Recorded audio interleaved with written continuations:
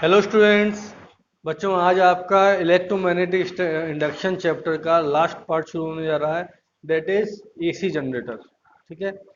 तो AC generator में सबसे पहले नाम हमको आता है एसी जनरेटर। सबसे पहले हम मन में सवाल आता है, व्हाट इज जनरेटर? जनरेटर क्या है? जनरेटर का मतलब होता है जो कुछ जनरेट करे, जो कुछ जनरेट करे वो जनरेटर। अब उससे नाम से थोड़ा सा पहले अगर आए तो यहाँ पे लिखा है एसी। कौन सा एसी? हवा खाने वाला? नहीं। तो यहाँ पे आपका कौन सा जनरेटर की बात कर रहे हैं? हम बात कर रहे हैं ऑल्टरनेटिंग करंट। इसको बोला गया है एसी, ऑल्टरनेटिंग करंट जनरेटर। इसका मतलब ये जनरेटर हमको क्या क्या प्रोवाइड करेगा, क्या जनरेट करेगा? ये करंट जनरेट करेगा। माने by doing some mechanism we will get current from this. अगर हम कुछ मैकेनिज्म करें तो इस डिवाइस से हमको क्या मिलेगा? हमको इस डिवाइस से करंट मिलेगा। तो पहले ये जानना जरूरी है कि आखिर ये एसी और डीसी क्या है। को थोड़ा सा शॉर्ट में इसको डिस्क्राइब कर देते हैं। दो तरह की करंट होती है बच्चों, एक होती है ऑल्टरनेटिंग करंट, एक होती है आपकी डायरेक्ट करंट,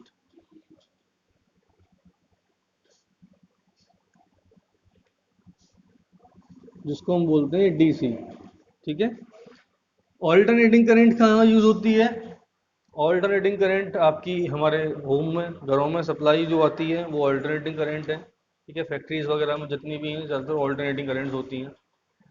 और डायरेक्ट करंट आपका जो दिवाली पे आप लड़ी लगाते हैं, ठीक है, लाइट, वो आपकी उसमें जो करंट होती है डायरेक्ट करंट होती है। ठीक है। और जितनी भी बैटरी से आपकी कनेक्टेड करंट होती है, बैटरी से जो करंट हमको मिलती है, जिनका सोर्स बैटरी है, वो करंट आपकी डायरेक्ट करंट होती हैं। मतलब एक्सपेरिमेंट करते हैं जो लैब में, उसमें। ठीक है।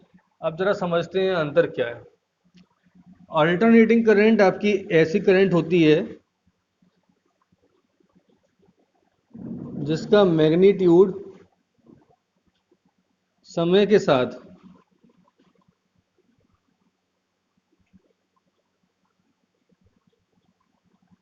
अगर मैं इसका एक ग्राफ बना लूं, ये आई आपका, तो जिस ऐसी करंट जिसका मैग्नीट्यूड समय के साथ चेंज होता जाए। पहले देखो जीरो था, बड़ा बड़ा बड़ा मैक्सिमम पहुंचा, और फिर कम होने लग गया, जीरो हो गया, फिर मिनिमम हो गया, नेगेटिव में पहुंच गया, फिर मैक्सिमम मिनिमम मैक्सिमम मिनिमम चलता रहे।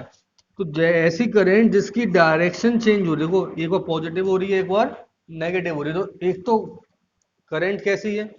ऐसी करंट जिसकी डायरेक्शन भी चेंज हो रही है। दूसरा, इस करंट का मैग्नीट्यूड भी कांस्टेंट नहीं है, लगातार मैग्नीट्यूड बदल रहा है। देखो हर सेकंड पे इसका मैग्नीट्यूड कुछ है और है।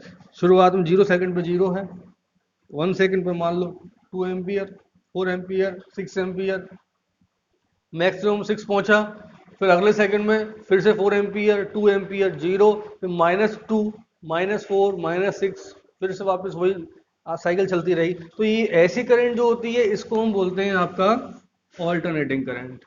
तो वहीं अगर हम डायरेक्ट करंट की बात करें तो डायरेक्ट करंट कैसी होती है?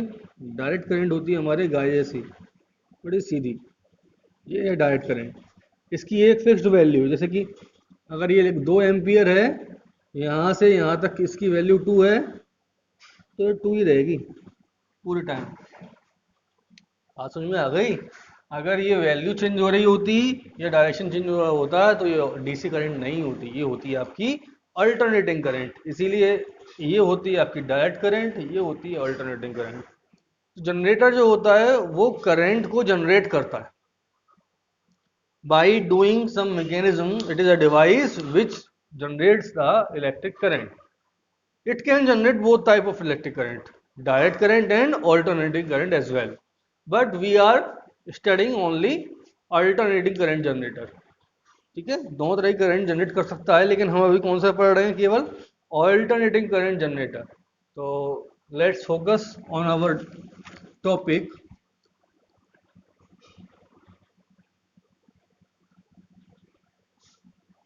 ठीक है। तो जनरेटर क्या है ये बात तो हमको समझ में आ गई। अब सबसे पहली बात आती है इसका प्रिंसिपल क्या है। ये जो जनरेटर की बात हम कर रहे हैं, अल्टरनेटिंग करंट जनरेटर है कि डायरेक्ट करंट जनरेटर है, ये किस प्रिंसिपल पे वर्क करता है, इसका सिद्धांत क्या है, किस बेसिस को लेके इसकी फंक्शन शुरू की गई। तो इसका एक प्रिंसिपल तो ये बनता है, दो प्रिंसिपल हैं इसके बेसिकली देखे जाएं तो, कि it converts mechanical energy into electrical energy. इसको, ये बात तो सब बच्चे जानते होंगे, हम जनरेटर में रोटेट करते हैं, शुरुआत में हम रोटेट करते हैं, उसके बाद आपका फ्यूल की वजह से फ्यूल बर्न होता है, फ्यूल फ्यूल आपको रोटेट कराता है आर्मेचर। तो होता क्या है आखिर में, आपका रोटेशन होता है, रोटेशन का मतलब मैकेनिकल एनर्जी आपका डिसिपिएट हो रही है। तो आपका जनरेटर में मैकेनिकल एनर्जी का ट्रांसफॉर्मेशन हो रहा होता है इलेक्ट्रिकल एनर्जी में। माने जनरेटर से हमको क्या मिल रही है, इलेक्ट्रिसिटी मिल रही है। तो इलेक्ट्रिसिटी क्या है, एनर्जी है। क्या है वो, एनर्जी। तो मैकेनिकल एनर्जी का ट्रांसफॉर्मेशन इलेक्ट्रिकल एनर्जी में, तो ये भी उसका एक प्रिंसिपल हुआ वर्क करने का। लेकिन जो मेन, ये भी जो प्रिंसिपल अगर बात करें, ये 9th क्लास वाला प्रिंसिपल हो गया, 9th 10th क्लास वाला। अगर मेन प्रिंसिपल की बात करेंगे तो ये होगा आपका the principle of generator is electromagnetic induction. Electromagnetic induction क्या होता है, whenever there is change in the magnetic flux linked with a closed coil, then an induced EMF is produced in the coil। जब कभी भी किसी closed coil में magnetic flux का change, magnetic flux में चेंज आएगा, एक induce EMF पैदा हो जाएगा। यही आपका इलेक्ट्रोमैग्नेटिक इंडक्शन था और फैराडे लॉ भी है। तो ये आपका इस जनरेटर में यही आपका प्रिंसिपल है, यही आपका सिद्धांत है, इसी के ऊपर वो वर्क करता है। कैसे वर्क करता है वो भी हम समझेंगे। तो ये हमको बात क्लियर हो गई। कोई हमसे पूछे what is the principle of AC generator, answer सीधा सीधा ईएमआई, इलेक्ट्रोमैग्नेटिक इंडक्शन। ठीक है, इलेक्ट्रोमैग्नेटिक इंडक्शन के सिद्धांत पे, प्रिंसिपल पे हमारा जनरेटर वर्क करता है। इसके बाद कोई नेक्स्ट पॉइंट हमारा जो आता है वो है कंस्ट्रक्शन। कि जनरेटर जो है आपका बना किससे। ये वाला पॉइंट, कंस्ट्रक्शन वाला पॉइंट में डिस्कस करने से पहले मैं एक बार बात करना चाहूँगा, डिस्कस करना चाहूँगा। जैसे भी हमने कहा इलेक्ट्रोमैग्नेटिक इंडक्शन के आधार पे, माने प्रिंसिपल है हमारा जनरेटर का। तो अगर हम सोचें कि इलेक्ट्रोमैग्नेटिक इंडक्शन, जैसे कि आपका जनरेटर का फिगर दिख रहा है आपको, कि हम कौन कौन से ऐसे तरीके हैं जिनसे मैग्नेटिक फ्लक्स में चेंज ला सकते हैं। अगर कोई पूछे भाई इलेक्ट्रोमैग्नेटिक इंडक्शन क्या है, the whenever there is change in the magnetic flux linked with a coil, there is a production of electric current या induced EMF in the coil. जब कभी भी इलेक्ट्रिक फ्लक्स में चेंज आएगा, sorry magnetic flux में change आएगा, तो मैं आपका जो है इंड्यूस ईएमएफ जनरेट हो जाएगा। तो सवाल मन में आता है कि मैग्नेटिक फ्लक्स में चेंज करने के तरीके कौन कौन से हो सकते हैं, कितने तरीके हैं। तो देखो, सिंपल अगर मैं कहूँ तो फाई का फॉर्मूला होता है हमारा बी ए कॉस थीटा। तो इसको वैसे मैं आप लोग पढ़ चुके हैं, अगर थोड़ा सा भी मैं याद हो तो मैंने एक्सपेरिमेंट्स के बारे में पढ़ाया था, फैराडे एक्सपेरिमेंट। तो जनरेटर के केस में भी मैं बता रहा हूँ, उससे लिंक कर रहा हूँ उसको। तो उसमें बताया था एक के by changing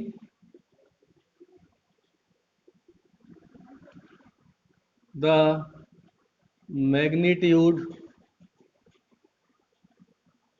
of magnetic field, ठीक है। दूसरा, by changing the magnitude of area linked, ठीक है। और थर्ड आपका है by changing the angle,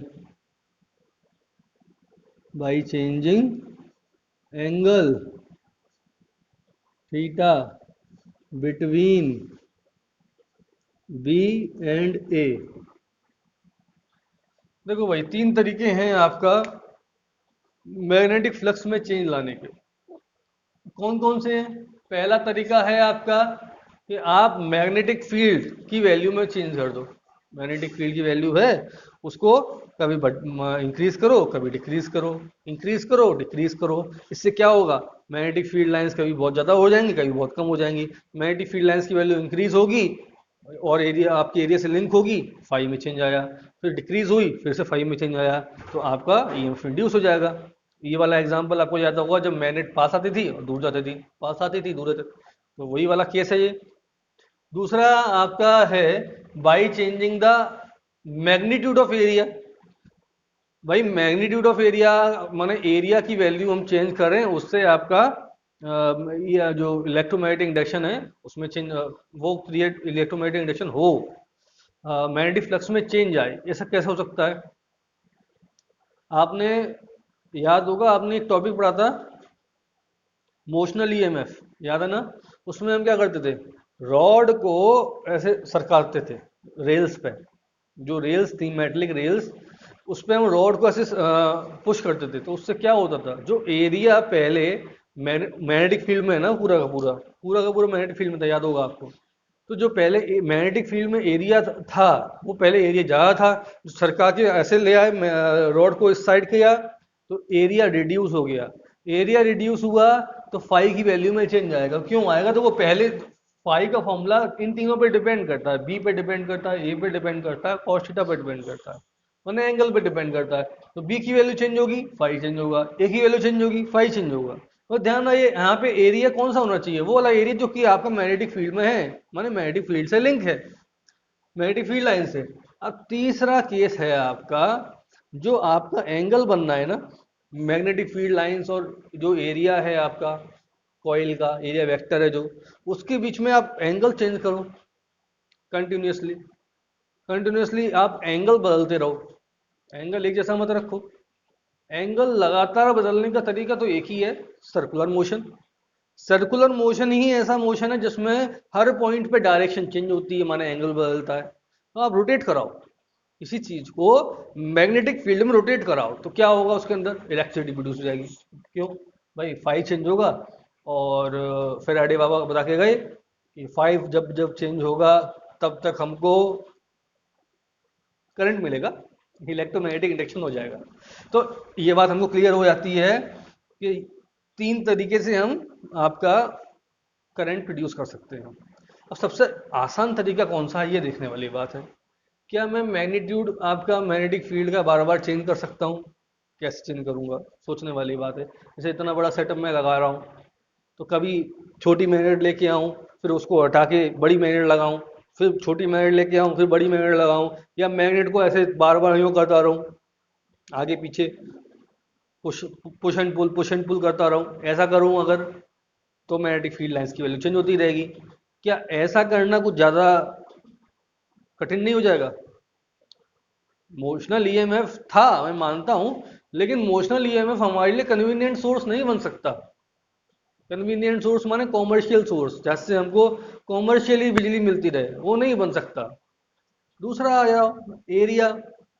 area की वैल्यू फिर से आपको एरिया माने कभी कॉइल को बाहर लेके आओ, कॉइल को अंदर लेके जाओ, बाहर लेके आओ, अंदर लेके जाओ, ये वाला बन सकता है, लेकिन बहुत इसमें भी झंझट है। थर्ड वाला केस जो है, केवल आपको सर्कुलर मोशन प्रोवाइड करना है, आपको एक सेटअप लगा देना है, उस सेटअप में कुछ नहीं करना, केवल सर्कुलर मोशन प्रोवाइड कर दो, आपका इलेक्ट्रिसिटी जनरेट हो जाएगी। ये मेथड बहुत इजी है। कैसे बता रहा है, फिर से समझो। आपने पूरा एक सेटअप बनाया, और उस सेटअप में क्या किया, बस लगातार हमको एंगल चेंज करना है, माने सर्कुलर मोशन कराना है। सर्कुलर मोशन कराना तो बहुत बड़ी कठिनाई नहीं है उसमें। एक बार सर्कुलर मोशन कराने के लिए हमने खुद से करा दिया, उसके बाद आपके फ्यूल से हो रहा है, तो वेरी इजीली, बड़ा आसानी से हमको करंट मिल रही है। तो इसीलिए जनरेटर में सर्कुलर मोशन वाला केस को हमने तवज्जो दी, उस केस को ही जो है यूज किया गया आपका इलेक्ट्रिसिटी जनरेट करने के लिए। तो अब आते हैं जनरेटर पर। मेरे ख्याल से आप लोगों को ये बात तो क्लियर हो गई होगी कि क्यों रोटेशनल मोशन की ही बात की जाती है जनरेटर में। अब आ जाए आगे। हाँ, अब है आपका कंस्ट्रक्शन। कंस्ट्रक्शन माने किस उसके कंपोनेंट्स कौन कौन है, जनरेटर किन से मिलके बना है। देखें जरा, मित्रता करते हैं, उन्हें मिलते हैं। पहला आपका है स्ट्रॉन्ग फील्ड मैग्नेट्स। स्ट्रॉन्ग आपकी इनको बोलेंगे FIELD, फील्ड मैग्नेट्स। ये फील्ड मैग्नेट्स आपकी एक तो ये है नॉर्थ एंड साउथ। ये होती हैं आपकी हॉर्स शू मैग्नेट। ये ऐसी होती हैं, इनकी एक्चुअल में एक ऐसी मैग्नेट होती है, ये ऐसी मैग्नेट होती है, ठीक है। ये कर्व शेप, ये पोल नॉर्थ, ये पोल साउथ, या ये नॉर्थ ये साउथ। क्लियर। तो हमको यहाँ 3 डायमेंशन फिगर में हम दिखा नहीं सकते, लेकिन आपको समझ में आना चाहिए ये आपकी मैग्नेट कैसे होती है, ऐसी मैग्नेट होती है, हॉर्स शू मैग्नेट। ठीक।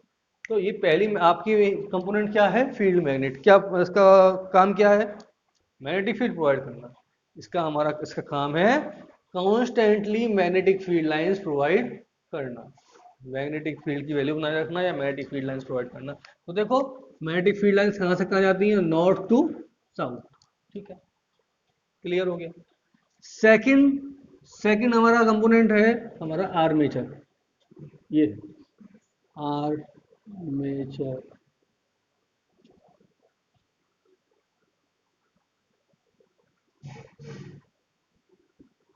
हाँ भाई, आर्मेचर क्या है, ये एक रेक्टेंगुलर शेप की कॉइल है जिसपे, इसको जैसे समझो ये एक रेक्टेंगल है, ठीक है। इसमें कोई कोर मटेरियल जैसे कि सॉफ्ट आयरन लिया होगा 100%। उसके ऊपर हमने क्या किया, वायर्स की वाउंडिंग करना शुरू कर दी। किस तरह से की होगी, कुछ इस तरह से की होगी। जैसे आपको ये वायर दिख रहा है, ये वायर लिया, उसको ऐसे, ये इस तरह से वाउंड किया, फिर ऐसे, फिर ऐसे, ऐसे ऐसे वाउंडिंग करते गए। वायर्स की वाउंडिंग करते जाएंगे तो क्या होगा, उस पर इस तरह से नंबर ऑफ टर्न्स बढ़ा देंगे। और हम जानते हैं वायर्स की इस तरह से नंबर ऑफ टर्न्स बढ़ाने का मतलब क्या था, एक टर्न भी आपका आर्मेचर बना सकता है। माने आप केवल एक टर्न प्रोवाइड कर दो, ये एक वायर जो आपने ये वायर लपेटना शुरू किया और यहाँ से लौट के यहाँ आ गए, तो एक तार ये उसका एक पॉइंट ये हो गया, दूसरा पॉइंट ये आ गया, 2 पॉइंट आ गए। लेकिन हम अगर एक टर्न करेंगे तो हमको फ्लक्स की वैल्यू हमारी कम हो जाएगी, क्योंकि फाई क्या होता है, NBA cos थीटा। फाई जो होता है उस पे वो नंबर ऑफ टर्न्स पे ही डिपेंड करता है, इसीलिए हम नंबर ऑफ टर्न्स बढ़ा देते हैं। कई सारे नंबर ऑफ टर्न्स से मिलके बनता है आपका ये आर्मेचर। ठीक है। अच्छा, इसका क्या फंक्शन होता है, अरे भाई यही आपका वो कॉइल होती है भाई, कॉइल है ना, ये इसमें मैं बताया ये वायर्स की वाउंडिंग है, तो ये वही कॉइल है जो कि इस मैग्नेटिक फील्ड में आपका रोटेट करेगी, और उसकी वजह से आपका लगातार इसका थीटा की वैल्यू चेंज होगी, फ्लक्स जिसकी वजह से फाई चेंज होगा और इलेक्ट्रोमैग्नेटिक इंडक्शन होगा, करंट जनरेट होगा। आगे आते हैं, ये हैं आपकी 2 रिंग्स। देखो सर्कुलर सिलेंड्रिकल शेप की रिंग दिख रही हैं, जैसे ये ढक्कन जैसी, ये है ना, ये देखो ऐसी रिंग, 2 रिंग होती हैं। ये रिंग किस लिए होती हैं, ये रिंग जो है, इन रिंग से क्या होता है, इन रिंग से आपका ये कांटेक्ट होता है इन वायर्स का। आर्मेचर पे जो वायर आपने वाउंडिंग की है, उस वायर का ऐसे कांटेक्ट होता है, तो ये आर्मेचर के साथ साथ ये रिंग भी घूमती है। बात समझ में आ गई, आर्मेचर घूमेगा, रिंग भी रोटेट करेगी। ठीक है, 2 रिंग है, 2 एंडिंग, वायर के 2 किनारे हैं, 2 सिरे हैं, 2 एंड्स है, तो रिंग भी 2। अब इंटरनल सर्किट में हमको करंट तो मिल रही होगी, अभी पढ़ेंगे इंटरनल सर्किट में करंट कैसे मिलती है, मैंने करंट कैसे आई, करंट मिल जाएगी, लेकिन वो करंट इंटरनल सर्किट में घूम रही है, माने इंटरनल सर्किट तो हमारा घूम रहा है, तो वो करंट को हम यूज तो करेंगे बाहर, जनरेटर के अंदर तो करंट यूज नहीं करेंगे, करंट तो जनरेटर के बाहर ही यूज की जाएगी। अब उस को यूज करने के लिए हमको कुछ ऐसा डिवाइस चाहिए जो कि इंटरनल सर्किट तो घूमता रहे, एक्सटर्नल सर्किट, बाहर का सर्किट ना घूमे। तो उसके लिए हमारा काम करते हैं ब्रशेस, कार्बन ब्रशेस, जो कि होते हैं ग्रेफाइट के। ठीक है, ये किसके होते हैं? ग्रेफाइट। ठीक है, ये जो है स्लिप, ये आपकी रिंग है, इस पे इस तरह से बस ब्रश की तरह से बस जेंटली पुश होते, इस पे ऐसे चिपके रहते हैं लगातार। चिपके रहने का मतलब ये है रिंग रोटेट करती रहेगी और ये हमेशा कांटेक्ट में रहेंगे, टच में रहेंगे। ये हम उनसे छूटिंग अलग नहीं होंगे, इनको हमेशा बस ऐसे कांटेक्ट में रहेंगे, इस तरह से छूते रहेंगे। तो ये ब्रश का काम क्या होगा, जैसे रिंग के पास करंट आएगा ब्रश उस करंट को कंडक्ट कर देगा। ग्रेफाइट क्या है? Graphite is a conductor. तो ये B1 से B2 आपका करंट कंडक्ट हो जाएगा, ये आपका हैंड। ठीक, तो ये हमारा हो गया आपका कंस्ट्रक्शन। अब आते हैं हम लास्ट पॉइंट, आपकी वर्किंग, जनरेटर वर्क कैसे करता है। तो समझते हैं बच्चों। जैसे ही इस हैंडल से मैं ये मान लो ये मैं रोटेट कराना शुरू किया, तो ये रोटेट कराना शुरू किया, मेरी एक्सिस ऑफ रोटेशन दिख रही है। ये जो लाइन खींची है क्या है? Axis of rotation. ठीक, चलिए ये आए हटा देता हूँ। ठीक, अब ये इसमें क्या दिखा रहा है ये एरो, कि जो मेरा आपका आर्मेचर है वो आपका कैसा रोटेट करने जा रहा है? वो रोटेट करेगा इस तरह से, क्लॉकवाइज। ठीक है, मैंने ये आर्मेचर को क्लॉकवाइज इस हैंडल के थ्रू रोटेट कराया। अच्छा, जैसे ही आर्मेचर रोटेट होगा, आर्मेचर रोटेट होते ही क्या होगा, शुरुआत में, अभी ध्यान दो, अभी आप लोग ये बताओ, आप खुद सब बताना, क्या इसमें से कोई मैग्नेटिक फील्ड लाइन इस एरिया से लिंक हो रही है? आप देखो, आप बताओ। ये ऐसे है आर्मेचर, ये एक मैग्नेट, ये एक मैग्नेट, यहां से मैग्नेटिक फील्ड लाइन निकल रही है इस तरह से। क्या लिंक हो रही है? कोई नहीं। और जैसे ही मैंने इसको ऐसे घुमाया, ये घुमा दिया, ये ऐसा आ गया, हाफ रोटेशन हो गया। अभी हाफ, सॉरी, 1/4 रोटेशन हुआ है। हाँ भाई, अब साई लिंक हो रही है, मैक्सिमम लिंक हो रही है, तो फ्लक्स की वैल्यू 0 से मैक्सिमम हो गई। केवल कितने टाइम में? T/4 टाइम में। तो फ्लक्स की वैल्यू में चेंज आया, और फिर से ये ऐसे घूम गया। तो क्या होगा, जब ये ऐसे से ऐसे गया, तो 0 से मैक्सिमम, फिर मैक्सिमम से फिर 0। तो इससे क्या हुआ, आपका फ्लक्स की वैल्यू कंटिन्यूअसली लगातार क्या हुई? चेंज हुई। क्या हुई? ओहो, ठीक है। तो फ्लक्स की वैल्यू में चेंज आया, और फ्लक्स की वैल्यू में चेंज आएगा तो हम जानते हैं क्या होगा, इलेक्ट्रिक करंट जनरेट होगा। तो इलेक्ट्रिक करंट जनरेट जो हुआ, उसकी direction Fleming right hand rule से हम निकालेंगे। फ्लेमिंग राइट हैंड रूल क्या कहता है? 4 फिंगर हमारे मैग्नेटिक फील्ड डायरेक्शन दिखाएगी, थंब हमारा मोशन ऑफ कंडक्टर दिखाएगा, कंडक्टर किस डायरेक्शन मोशन कर रहा है, और तो ये जो सेंट्रल फिंगर होगी वो ऑल्टरनेटिंग करंट की डायरेक्शन दिखाएगी, या इंड्यूस करंट डायरेक्शन दिखाएगी। समझते हैं इसको। हमारा मैग्नेटिक फील्ड कैसे है? North to south. हमारा कंडक्टर कैसे मोशन कर रहा है? ये वाली आर्म को देखो, PQ वाली आर्म को, ये कैसे ये जाएगी, ये जो इसको मैं घुमाऊंगा तो ये जाएगी ऐसे, ऐसे जाएगी ना, ऐसे बाहर निकलेगी, फिर ऐसे जाएगी। तो ये हुआ ऐसे, ये वाली आर्म जो आपका ये मोशन, थंब जो है मोशन दिखाता है, तो ये ऐसे, तो ये सेंट्रल फिंगर क्या दिखा रही है? डायरेक्शन ऑफ करंट किधर से आ रहा है? P से लेके Q, P से लेके Q। तो देखो जरा, डायरेक्शन हमारा आया P से Q, Q से R, R से S, S से, देखो क्योंकि सर्किट क्लोज है इसलिए बता रहा हूँ, S से क्या हुआ, S से जाएगा ये आपका आपका ये जाएगा R2, R2 से B2, देखो लिख दे रहा हूँ, P से Q, Q से R, R से S, S से R2, R2 से B2, B2 से, ये है लोड रेजिस्टेंस, जिसमें आप पंखा लगा दो, चाहे आप बल्ब लगा दो, ग्लो कर जाएगा, करंट आ जाएगी ना। B2 से R, R ये क्या है? रेजिस्टेंस, रेजिस्टेंस ही लिख देता हूँ, RES, रेजिस्टेंस। B2 से किस में जाएगा? रेजिस्टेंस, रेजिस्टेंस से आएगा B1, B1 से R1, और R1 से लौट के P में। तो पहले वाले केस में हमारे को करंट कहाँ से कहाँ मिल रही है? करंट मिल रही है B2 से B1, ऐसे याद रख लो, B2 से B1 मिल रही है या R2 से R1 मिल रही है इन एक्सटर्नल सर्किट। ठीक है, अब अगला केस समझो। अब क्या हुआ, अब आपका इसको चलो ठीक है, ये जो आपका ये इसका हाफ रोटेशन हो गया, ये जो मैंने बताया था आपको, आपकी ये जो आर्मेचर है ये हाफ रोटेट हो गई, ऐसे पहुंच गई। ठीक है, तो ये वाली साइड इधर आ गई। ठीक है, तो मैं यही कर रहा हूं यहाँ पे, जो यहाँ पे आपका एस है वो यहाँ लिख दिया, आर क्यू और ये पी, यही है। अच्छा, क्या अब ये पी आर एस साइड यहाँ आ गई, पी क्यू साइड यहाँ आ गई, तो क्या ऐसा होगा कि अब मैं इस तरह घुमाना छोड़ दूंगा, अब उल्टा घुमाऊंगा? ऐसा तो नहीं करूंगा ना, घुमाऊंगा अभी भी ऐसे ही। तो फिर से हमारी आर्म एस आर कहाँ जा रही है? अपवर्ड। पी क्यू कहाँ जाएगी? डाउनवर्ड। अब करंट कहाँ से कहाँ जाएगी जरा देखते हैं फिर से। ये रहा ऐसे,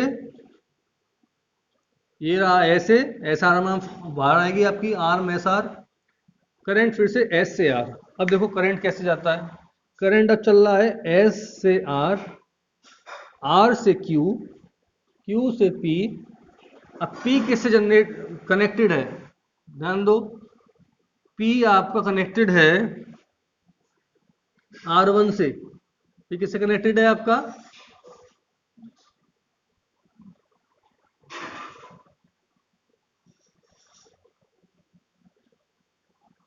R1 से B1, B1 से रेजिस्टेंस, B2 R2। अब देखो, पहले आपको करंट मिल रही थी R2 से R1, एक्सटर्नल सर्किट की बात कर रहा हूं यहाँ। पहले करंट डायरेक्शन क्या था? R2 से R1। अब क्या डायरेक्शन है? R1 से R2। अब मिल रहा है करंट ऐसे। तो हर आधी साइकिल के बाद करंट की डायरेक्शन चेंज हो जाती है, एक बार ऐसे, एक बार डाउनवर्ड। अभी जो मैंने ग्राफ बनाया था उसमें समझ में आ गया होगा आपको। तो ये है इसकी वर्किंग, मतलब वर्किंग क्या, ये आपकी करंट डायरेक्शन, इसको ऑल्टरनेटिंग करंट क्यों कहते हैं? ये जो आपकी रिंग्स हैं जिनको हम आपका स्लिप रिंग बोलते हैं, ये स्लिप रिंग्स ही करंट को ऑल्टरनेटिंग करंट बनाती हैं, यही इसकी डायरेक्शन को चेंज करती हैं। ठीक है, तो इस तरह से ये वर्किंग मेरे ख्याल से आपको क्लियर हो गई होगी। अब इसकी मैथमेटिकल एनालिसिस जो है वो हमको करनी बाकी है, उसको देखते हैं।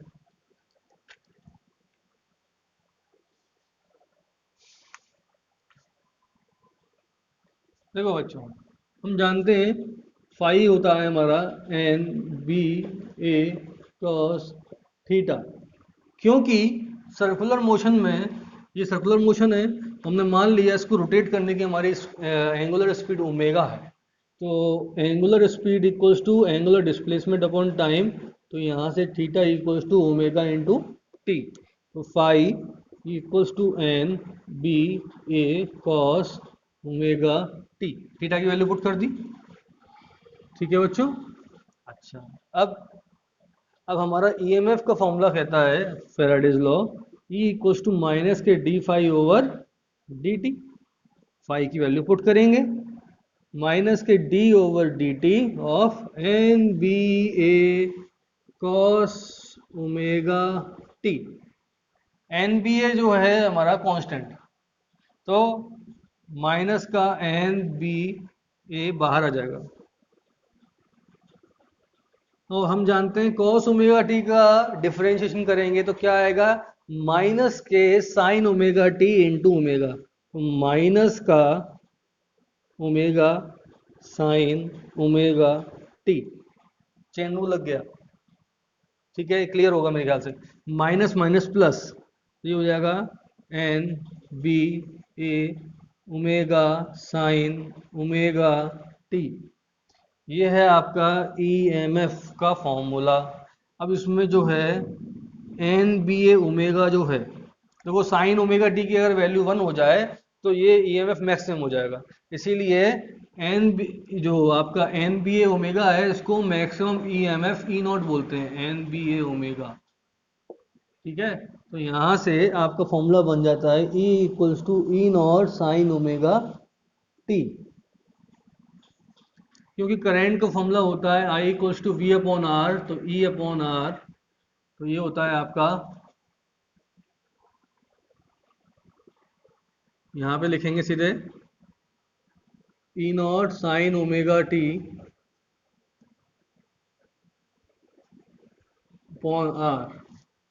तो E naught upon R maximum EMF upon resistance कहलाएगा मैक्सिमम करंट, तो ये हो जाएगा आपका I naught sine omega T. ठीक है, तो ये हमारा करंट का फॉर्मूला आ गया। आई थिंक बच्चों मेरे ख्याल से आप लोगों को क्लियर हो गया होगा सारी टर्म्स, सारी वर्किंग प्रिंसिपल, कंस्ट्रक्शन। ठीक है, और इसकी मैथमेटिक एनालिसिस भी। तो आपका ये चैप्टर कंप्लीट हो गया बच्चों। आई होप आपको एक टॉपिक क्लियर हुआ होगा। नाउ इसके बाद हम जो स्टार्ट करेंगे आपके न्यूमेरिकल्स को। ठीक है, थैंक यू वेरी मच।